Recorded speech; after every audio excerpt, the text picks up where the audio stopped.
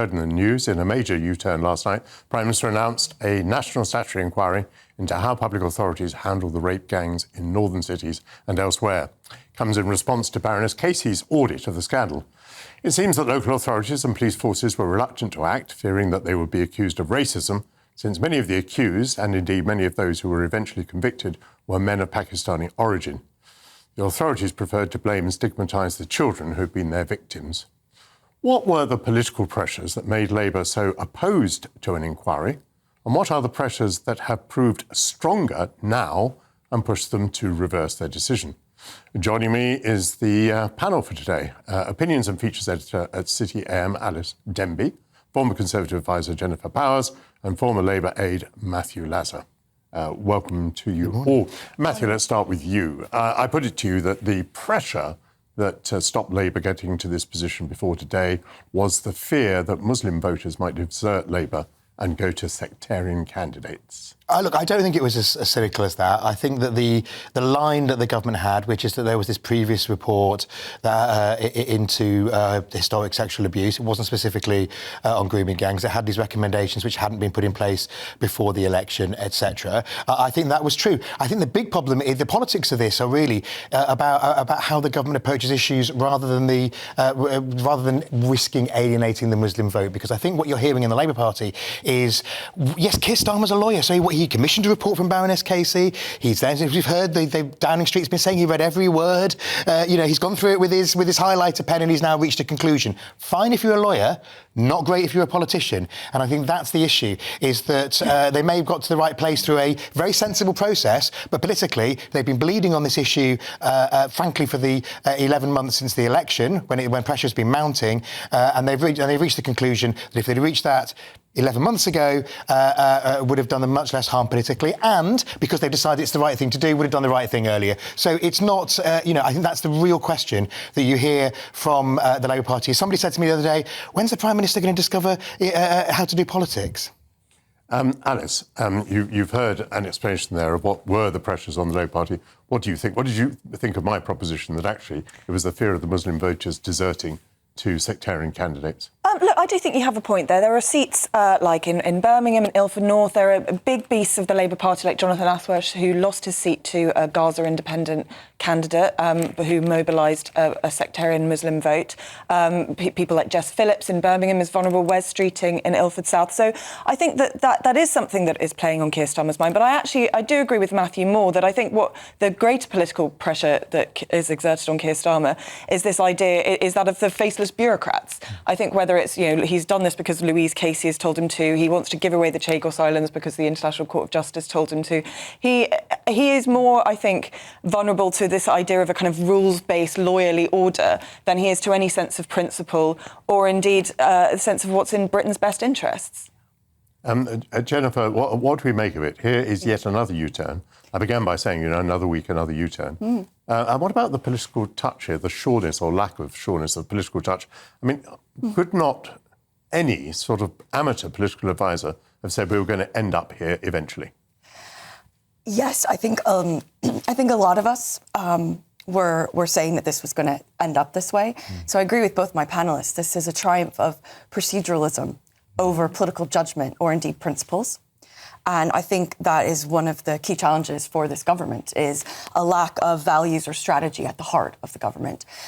This all happened really quickly on the back of the Casey review being published. But I also think it was years and maybe a decade or more in the making. And I say that because we are now seeing the coming apart of this idea of multiculturalism. And that is this questioning of multi-ethnic society. Absolutely, we all welcome that. But in terms of a culture, what about shared values, shared norms? Shouldn't we be colorblind in terms of victims and in terms of perpetrators? Should we be more concerned about doing the right thing and showing justice to be done than community tension or supposed community tension? So I think there's a lot to unpack here with this decision. Matthew, if Jennifer is right that we're arriving at a position at last where we're going to be colourblind in these matters, is it a good look that Labour has been dragged to that position kicking and screaming? I don't think it is a good look, and I frankly think there were a lot of people on the centre-left of politics, including actually quite a lot of left-wing figures like a Labour MP throughout the noughties, Anne Cryer, who was on the far left of the party, was one of the first people to call out these issues. So I think it mustn't become, I think it must be taken away from being a left-right issue. People on the left have to say, we need to do whatever needs to be done, we need to say whatever needs to be said, whatever sensibilities are upset, and whichever, nice concepts like multiculturalism and not upsetting people is done. So I think that's the thing. I think one of the issues is that there isn't the wider narrative this week. As you said, we've had another week, another U-turn. Arguably, we've had two because we had the winter fuel allowance, but they did announce it last weekend. They did it this week. And so what I think you're seeing is that what the people are saying is a lack of a story. So Rachel Reeves, she name-checked about 100 constituencies in her speech. Very nice in her spending review speech, but not quite sure what the story is. And on grooming gangs, what's the story? May have ended up in the right place, but the way they're getting it, as you say, too legalistic. The lack of a narrative is what I think that is killing the government, both with the public and therefore with Labour MPs as well. Alice, a difficult sort of general question. The panel has emphasised proceduralism. Mm-hmm. How does it happen again and again that the government ends up on the wrong side, ends up, in this case, stigmatising victims and giving a free hand to perpetrators of rape? How do these things happen? Well, I think Keir Starmer has ended up in this position because, as I say, I don't think he has a core sense of what he believes in and what he wants to do with the job of Prime Minister. I think he's there because he just thinks he'd be good at it, without a sense of how he wants the country to change. More broadly, I think I would say that I hope, as well as looking into the ethnic side of this grooming gang scandal, I think it should also be looking at how these girls were let down by the state. Many of these girls were in care. They're terribly, terribly let down by the British state. So I think that that's an issue we need to be looking at as well. I think more broadly, the reason why we have ended up in this position is because of a fear of being called racist. I think people didn't want to highlight that the perpetrators of these crimes were predominantly of Pakistani origin because they were scared of inflaming racial tensions and of being accused of being racist themselves. Jennifer, my theory about why Reform UK is leaping ahead is it's not just migration. It's about a whole series of things where the British state seems to be on the wrong side of what the majority of public opinion believes. Yeah. And this is yet another example. Now, in this case, do you think Labour, with this U-turn, has done enough to escape from that? Oh, absolutely not. Okay. Absolutely not. The question you asked to Alice, I would answer it this way. The theme that links all of these, or many of these issues, is a lack of accountability. Mm-hmm. We now have a state system which prioritises process over outcome. And that is embedded in the job descriptions, the hierarchies, the hiring policies of the whole state. It has become ossified to the point where the point of the state is for the state to exist. And it's sort of everyone else be damned.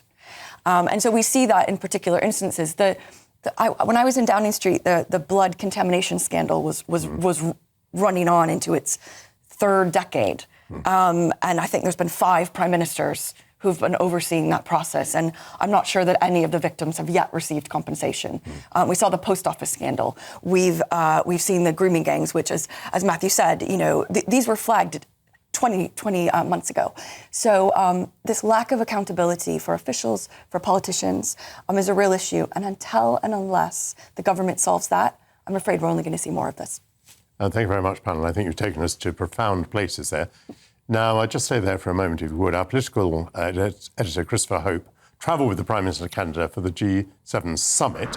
And I think it was on the aircraft that the Prime Minister made this statement about the change in policy on the grooming gangs. How did you react to that, Christopher? Well, I couldn't believe it, Michael. It's actually my question. What happens in these trips is you fly over to the G7 with the Prime Minister, a very privileged position. You're on his plane, and we agree what to ask him. I thought I'd ask him about the grooming gangs. There's a leak on yesterday, saying that he should recommend a national inquiry. I said simply, would you agree with that and go with that if Louise Casey says we need a national inquiry? And he then did a long preamble and then said that she looked at the material, this Louise Casey. She's come to the view that there should be a national inquiry. I have read every single word of her report and I am going to accept her recommendation. And there we have it. She then said there'd be a statutory inquiry under the Inquiries Act, which gives the chair of the inquiry, whether it's a lawyer or whoever it is, or judge or whoever it might be, the power to compel people to give evidence to it. So yes, it's one of those moments, I think, in life, you're waiting for something which you think must be coming soon. Suddenly it happens and you're surprised. I did say back in January, as soon as they commissioned Louise Casey for this rapid audit, we were going towards a national inquiry. Your panel chat there is fascinating. I think what we're seeing with Keir Starmer, he is procedural, but when he gets the evidence, he acts on it. So for him, he wasn't going to shoot from the lip or the hip on anything. He wants to get the evidence which he's got there from Louise Casey. He's read that, he's acted, and that's how he's doing his government, whether you like it or not.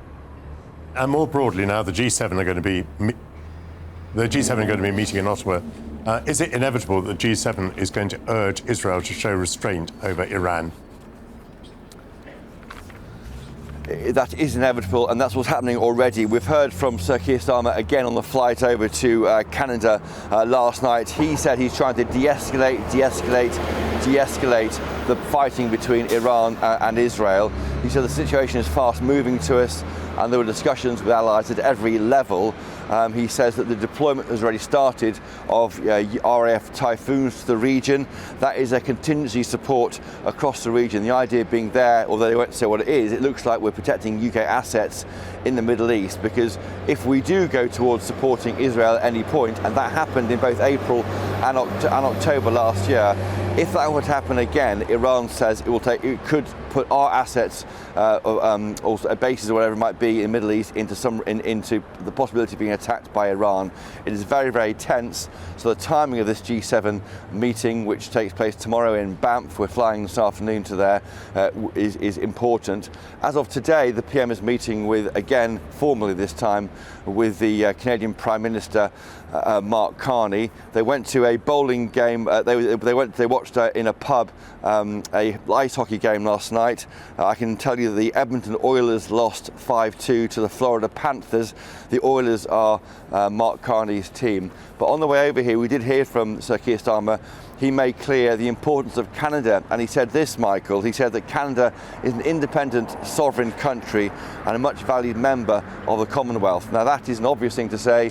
You and I have known about that. That is Canada's legal situation in the world. But they're saying it because of the activity of Donald Trump. He wants to make this place America's 51st state, and therefore the UK is standing by Canada against Trump. Yes, and the head of state is His Majesty the King. Thank you very much indeed, Christopher Hope.